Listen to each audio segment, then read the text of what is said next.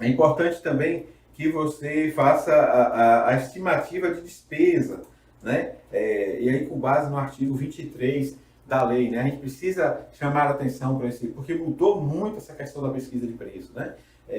Na pesquisa de preço anterior, a gente utilizava aquelas três empresas, né? Pedia para três empresas trazer ali aquela cotação, era muito mais fácil. Tem gente, inclusive, que alguns colegas nossos aí, que não são vocês, evidentemente, mas alguns colegas nossos utilizavam aquele, pedia para a própria empresa que era vencedora ali, arrumar aí, né, as outras três concorrentes para poder chegar nos preços ali. Então isso não foi cortado, né, mas dificultou muito, né, e a gente vai ver que o artigo 23 ele vai trazer que há uma ordem preferencial agora a ser cumprida, né? E para você chegar lá nesse inciso 4º do artigo 23, que é essa pesquisa de preço, né, com fornecedores, com três fornecedores, você precisa justificar a não utilização do inciso primeiro e do inciso segundo. Então, modificou bastante isso, né? A gente precisa observar isso aí. No inciso primeiro, lá do parágrafo 1º do artigo 23, vai dizer para nós, né, que a composição de custos unitários menores ou iguais à mediana do item correspondente ao painel para consulta de preços ou banco de preços em saúde disponível no Portal Nacional de Contratações Públicas. Painel de consulta de preços e banco de preços. Esse vai ser aí a vedete aí, né? Aquilo que a gente vai utilizar no nosso dia a dia aí para poder chegar à formação do preço. Você pode usar, inclusive, de forma combinada, né? Adotando os dois critérios aí ou mais, né? Você pode utilizar desses critérios aí, ou mais como está lá no parágrafo primeiro. Mas existe uma ordem aí preferencial, né? O inciso primeiro, quando ela vai ser o número 1 aí, né? Para ser utilizado quando você for fazer essas contratações diretas, né? E também contratações similares feitas pela administração pública em execução concluída no período de 1 ano, né? Anterior à data da pesquisa de preço. Essa é a segunda, também tem na ordem de preferência aí, ela vai ser utilizada, né? Essas duas são utilize essas duas. Se não der, justifique e utilize as outras, entendeu? E também a questão da internet, essa utilização de dados de pesquisas publicadas em mídia especializada. Aqui a gente tem usado muito, por exemplo, quando você vai contratar, fazer licitação para a aquisição de combustíveis, né? Existe aquele aplicativo que apresenta o preço das empresas, né? Aquele preço ali no momento em que você está fazendo aquela pesquisa, né? Então, deixar ali com a pesquisa, com a hora marcada, que ele exige aqui que seja em sites eletrônicos, né? E que você veja a hora, o acesso ali. Então, você pode utilizar esses aplicativos para fazer essa pesquisa de preço. Tem sido muito utilizado, inclusive, né? E aí chega aquela pesquisa, o inciso 4º, né, que nós já falamos lá, pesquisa direta com no mínimo 3 fornecedores, né, mediante solicitação formal de cotação, desde que seja apresentada justificativa de escolha desses fornecedores e que não tenham sido obtidos orçamentos com os mais de 6 meses de antecedência à data da divulgação do edital. Depois em pesquisa, né, de notas fiscais eletrônicas, né, na base nacional aí, provavelmente está se tratando aqui do Portal Nacional de Contratações Públicas, né, a gente vai ter isso, né, em cidades pequenas não vai ter essa efetividade, né, mas em cidades grandes é que nós vamos ver essas pesquisas aí ser mais, porque agora tudo vai ser publicado, tem aquele período, né, de 6 anos aí, que nós já estamos aí com 3 anos de alguma coisa, para poder, os municípios da 20 mil se adequar. Mas depois, todos eles vão se encaixar aí no que diz no tocante ao todo dessa lei, né? Então vai ser muito mais fácil. Quero só trazer também aqui uma questão, né? A parte de obra de engenharia também vai seguir mais ou menos esse mesmo conteúdo que nós falamos aí, né? Essa prioridade de contratações. E aí, chegando no parágrafo 4º, nós vamos ver a questão da contratação direta por inexigibilidade, né? Que você não tem, é inviável a competição. Então, você não vai ter aquele parâmetro ali de referência, né? Então, como é que você vai fazer para chegar nesse preço? Você vai contratar um artista famoso, né, um cantor aí para fazer o aniversário da sua cidade e você não tem um preço referência ali para ele, né? Porque não há como competir um cantor porque você contratou aquele cantor porque ele se adequa melhor ali àquela circunstância, né? Então é um clamor da cidade, a população vizinha vão vir para prestigiar, então tem todo uma série de circunstâncias que fez com que você escolhesse, né, aquele artista, aquele cantor,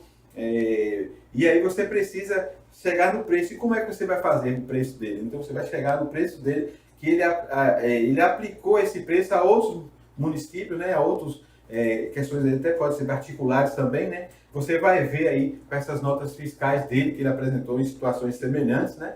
Você vai ter que observar isso. E aí, a partir daí, você tem o preço dele para ser aplicado aí àquela inexigibilidade que você está propondo ali, né? Observe também, se você for contratar um artista que ele é sazonal, né? Por exemplo, no carnaval você tem artistas, né? Principalmente do setor baiano, e você vai ver que são pessoas que recebem um cachê maior porque tem uma visão maior com relação a eles, né? Pelo fato do axé e tal.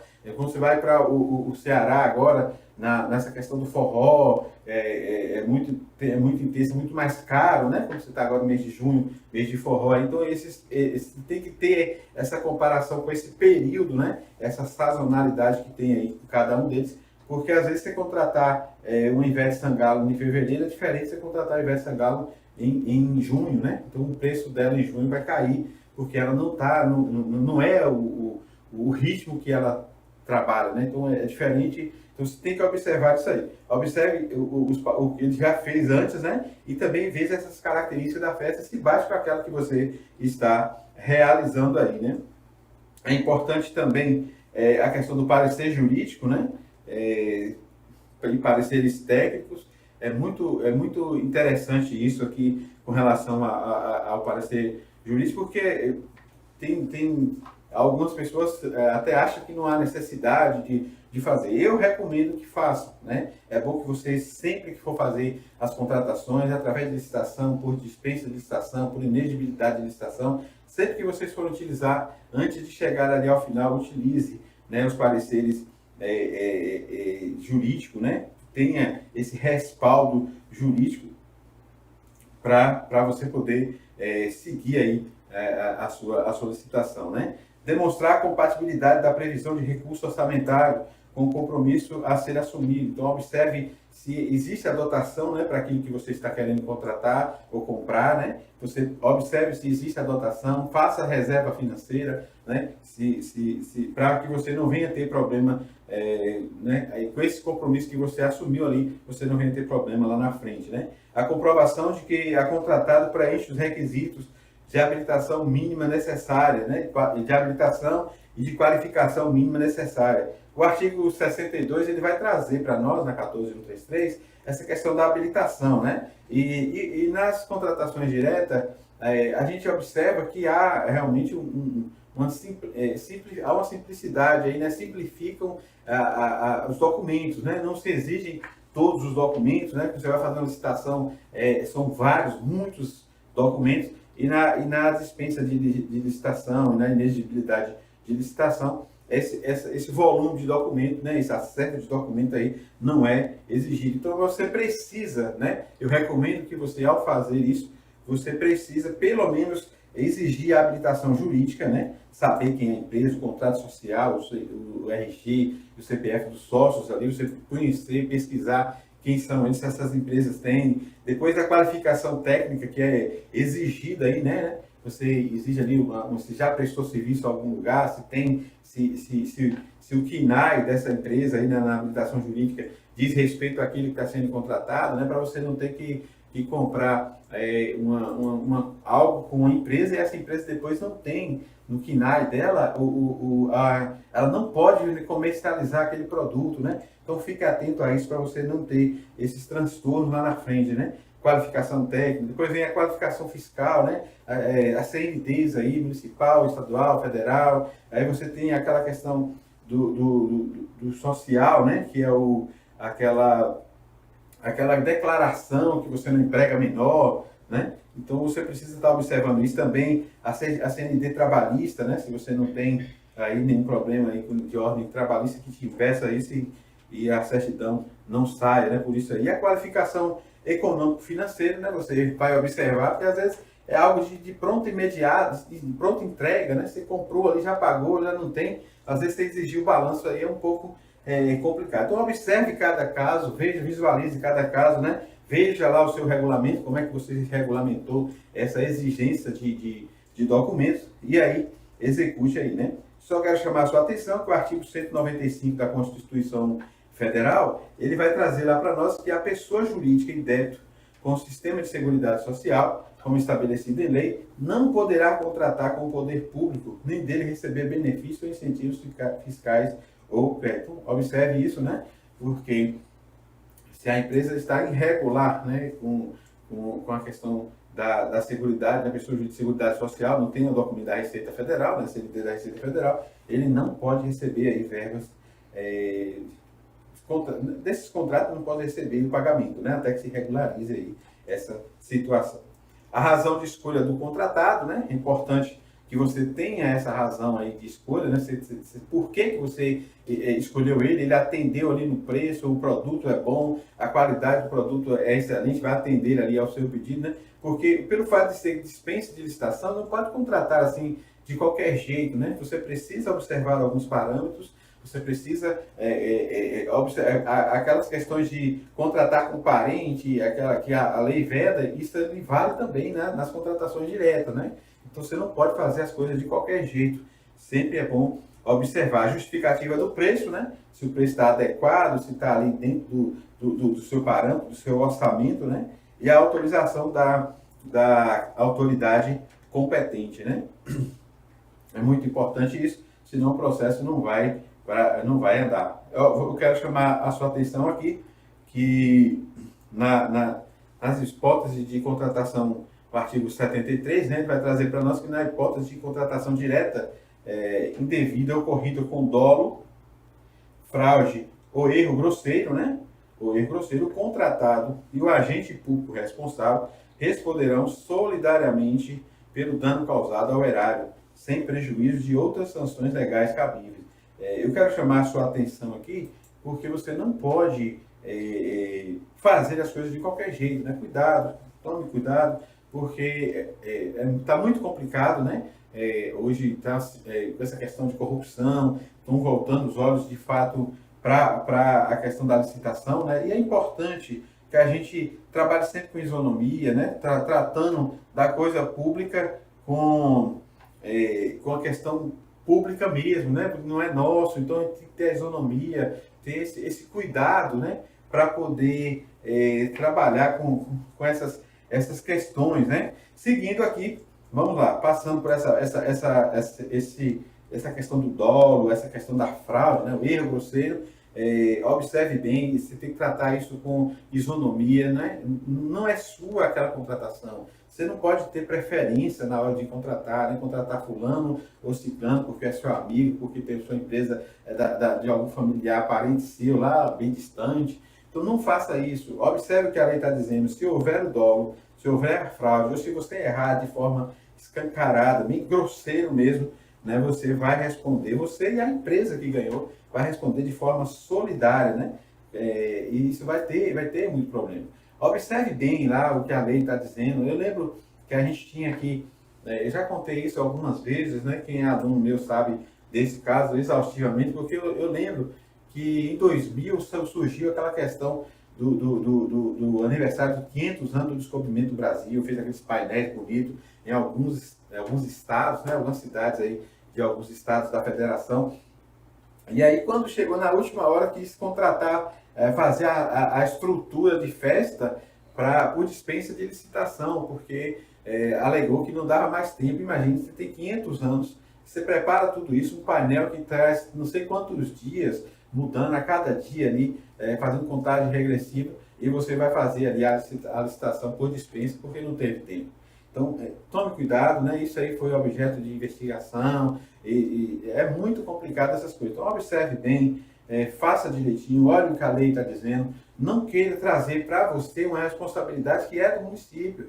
Né? Se você fizer A ou B, se levar vantagem, porque a gente entende, parece que está na cabeça da gente que a contratação direta é feita de qualquer forma. E na verdade não é, né? A contratação direta tem que seguir os parâmetros dela e você tem que tratar com isonomia para você não acarretar para você e para a empresa que ganhou aí de forma solidária, responder aí as sanções que são pertinentes para esse caso, né? A contratação direta aí, ela hoje está alocada lá no Código Penal, no artigo 337-E, né? Que é admitir, possibilitar ou dar causa à contratação direta fora das hipóteses previstas em lei, aí vem trazendo, ó, pena de reclusão de 4 a 8 anos e multa, né? Então é muito importante a gente observar isso. E lá embaixo a gente vai ver que a multa, né? A pena de multa, combinada com os crimes previstos nesse capítulo, seguirá a metodologia de cálculo previsto nesse código e não poderá ser inferior a 2% do valor do contrato licitado ou celebrado para por contratação direta. Então, observe isso, tome cuidado, né? Veja o que a lei está dizendo, faça, aprofunde o seu conhecimento. Agora é o momento, né? Essa nova lei chegou para ajudar todo mundo aí, porque todo mundo agora é igual nessa nova lei, né? Todo mundo vai ter que começar do zero, porque não é mudança de artigos na 8666, na 10520, na 12462, não. É mudança completa, né? Então, estamos começando do zero. Todo mundo parte agora como se fosse a nova lei de licitação mesmo. Então, esse é o seu grande momento, esse é o momento de você se aprofundar nos seus conhecimentos e começar a destacar aí no seu município, né, lá no Espírito Santo, em qualquer outro estado, né, você ser o referencial dentro da sua prefeitura, da sua câmara, ou mesmo da sua região. Né? Então, esse é o momento de você aprofundar, pegar para você essa oportunidade que a lei está dizendo aí, que é muito boa, né, para cada um de nós, né? Passando aqui para a parte de encerramento aqui da fase de julgamento e habilitação, né? A gente, tudo isso que fala de determinar o retorno dos autos para o saneamento de irregularidade, se houver na dispensa de licitação, revogar aí por conveniência ou oportunidade, proceder à anulação da licitação de ofício mediante provocação de terceiro, ou mesmo adjudicar o objeto e homologar aí aquela contratação ali, tudo isso pode ser utilizado conforme o parágrafo 4º do artigo 71, como nós estamos vendo aqui na tela. O disposto nesse artigo será aplicado no que couber, né, à contratação direta e aos procedimentos auxiliares de licitação. Então, tudo que é voltado aí para a licitação é muito próximo ali das contratações diretas. A gente precisa estar observando isso, né? Evidentemente que quando você for fazer um contrato, você tem que colocar lá, né? Esse contrato é oriundo dessa licitação, né? Dessa contratação direta. Você precisa especificar isso lá no seu contrato, né? Isso é o que a gente vai ver. A vinculação ao edital, sempre que você for contratar, né? Isso nós estamos falando, você tem que colocar lá, né, essa obrigação e também você tem que observar, não basta só você fazer a contratação, né? Mas o seu setor ali de contrato também precisa observar aí para manter, durante lá o artigo 92, o inciso 16 vai trazer que a obrigação do contratado de manter durante toda a execução do contrato, em compatibilidade com as obrigações por ele assumidas, todas as condições exigidas para a habilitação na licitação ou para a qualificação na contratação direta. Então, a gente precisa observar essas situações aí todas para que você faça uma contratação direta, seja ela por dispensa ou por inexigibilidade de licitação, de forma com base aí ao que diz a lei, né? No Portal Nacional de Contratações Públicas, no artigo 94, ele vai trazer para nós aqui o prazo, né? Você, feita a licitação, feita a contratação direta, você precisa publicar em 10 dias úteis, né? Para quando se tratar de contratações diretas, né? E aí tem as penalidades se você não fizer isso, né? Não será permitido pagamento antecipado, que a gente lembra muito a questão da Covid, né? Que mesmo não sendo no poder público, você pode liberar recursos apenas depois de liquidar o serviço, atestar que o serviço foi feito, mas na pandemia nós tivemos essa dificuldade, porque as pessoas que estavam fornecendo máscaras, EPI, né, esses instrumentos, aparelhos aí para a questão do combate ao Covid, eles queriam dinheiro antecipado para garantir ali, o município ficou, então, houve uma inversão de valor, né? Aquilo que a gente tem como município sempre trazendo para nós aí